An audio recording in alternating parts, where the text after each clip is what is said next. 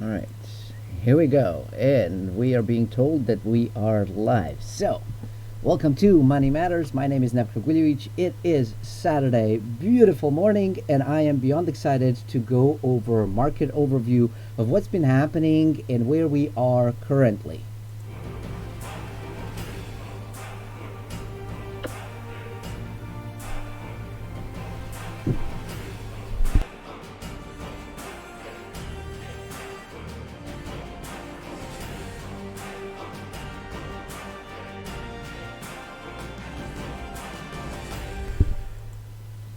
All right, so here we go. Let's talk a little bit about what's been going on in the world, in the marketplace. And here we are over here looking at Dow Jones Industrial Average.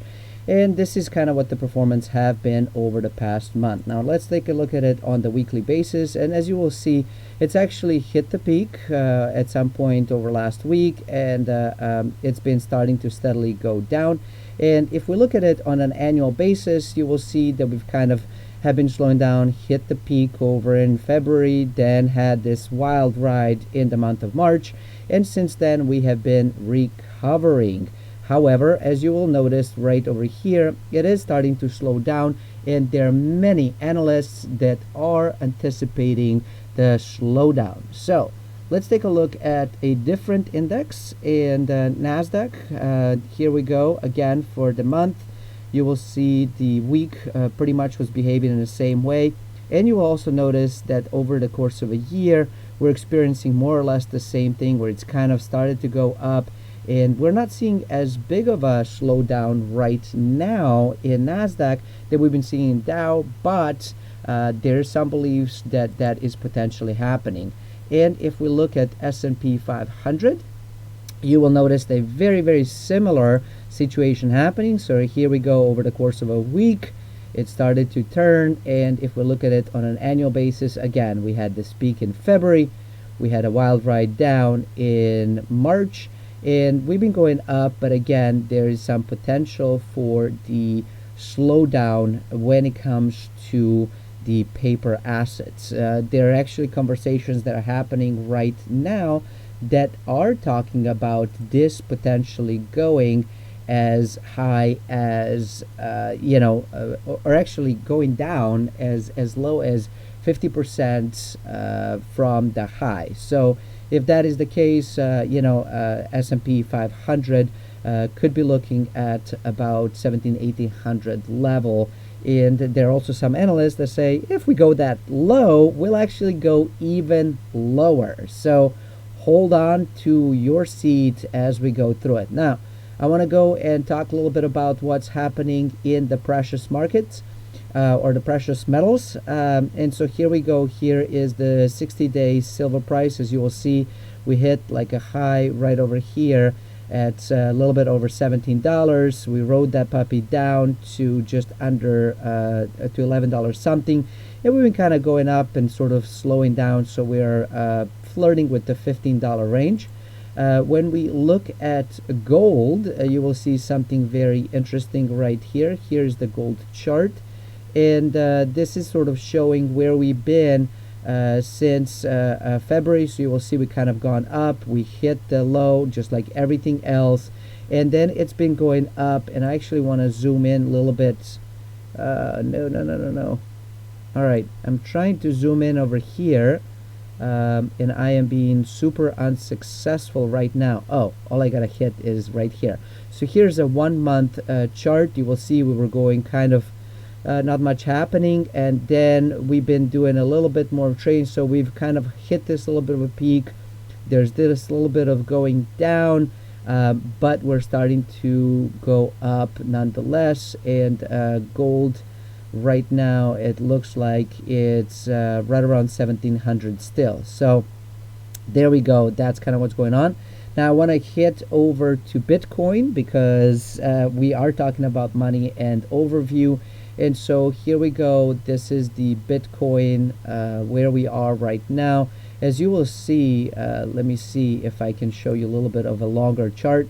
So here's a 3 month. In February we kind of hit that high. We were well over 10,000. Then when the markets crashed, we actually hit all the way down into, I know it says 49, but we actually hit 3,000 something. Since then, we've been recovering really well within this particular market. And if we look at it over the course of 1 month, this is kind of what the chart has started. So you will see that we were slowly but surely going and hitting well below 7,000. And on a weekly basis, you will see that kind of we've left this, we've hit this well over 9,000, and then kind of came down, and now we're flirting with this high $8,000 level. So there we go. That's kind of what's been going on. Now, I did want to make sure that I do talk about the unemployment, because that does affect a lot of things. And here is the U.S. national unemployment rate from Macro Trends. And it's really showing what's been going on well since the 90s. And these gray pieces that you see, those are the official recessions. We have hit the recession. We just can't call it quite yet. So it won't be officially called up until at some point in August, roughly speaking, maybe September. So that's kind of where we are right now. But if we can see if we can zoom in a little bit, and you will notice something really wild and crazy. So here we go. This is 2019. You will see where the rates have been. And then we've been basically through the roof. Now, one thing to note is that this March is 2 months behind. So this is as of March 1. And you can see how high we have gone. Since March 1, we've actually added quite a bit. So right here, as you're looking at this, so we've added so we are actually let me zoom out so I can show you. So we should be surpassing, hold on, let's really zoom out. We should be surpassing all of these high levels that you see here. So if we go all the way, all of the historic charts, you will see that the highest was like almost 11% back in the 80s. Right now we are approaching 20% unemployment, and I did want to share something with you of what's going on. So here is the Business Insider report that is talking about states undercounting the unemployment due to bad tech, and the real numbers are even more shocking. So this was published 2 days ago at Business Insider. So if you want to read the full article, by all means, please do. But it's really talking about the fact that there is a large number of people that obviously have claimed unemployment. It's well over 30 million people. However, the survey is showing that many people are not able to go in and claim it, and there are reports that are saying that for every 10 people that have been successful in claiming unemployment, there's 3 to 4 people that haven't been able to successfully go through the websites due to challenges and the bottlenecking at the tech. And then there is about 2 to 3 people that don't even qualify for unemployment, because in order to claim unemployment, you actually have to qualify.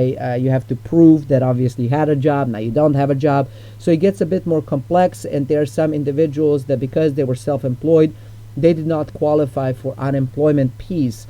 They might be going on the Small Business Administration to get that PPP loan, which is the payroll protection plan, I guess. So that's that piece, or to claim the emergency funds, which is EIDL. And the challenge with that stuff is that, again, you have to prove certain things.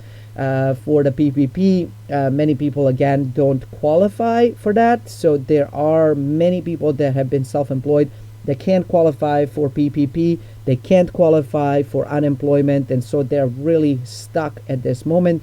EIDL is a loan program that would basically give a forgivable loan, which is basically a grant, but they'd still call it a loan, but it is forgivable, up to $10,000. However, they ran out of money, and even though with the new funding that was just rolled out a week ago, they are still not taking new applicants For that, they will process folks that have already applied, but they're not taking any new applicants whatsoever. So there you go. That's kind of what's been going on with these particular things. There are some states, as you know, and the article talks about it, that about 16 states or so have started to take steps to reopen.